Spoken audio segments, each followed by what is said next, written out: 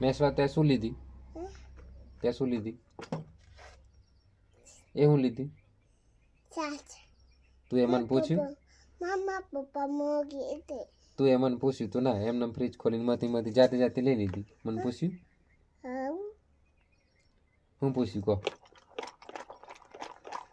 તમે મને શું પૂછ્યું? તમે મને શું પૂછ્યું? તમે મને શું પૂછ્યું? છાસ લીધી એમ? કોના માટે? મારા પપ્પા મોગી હતી.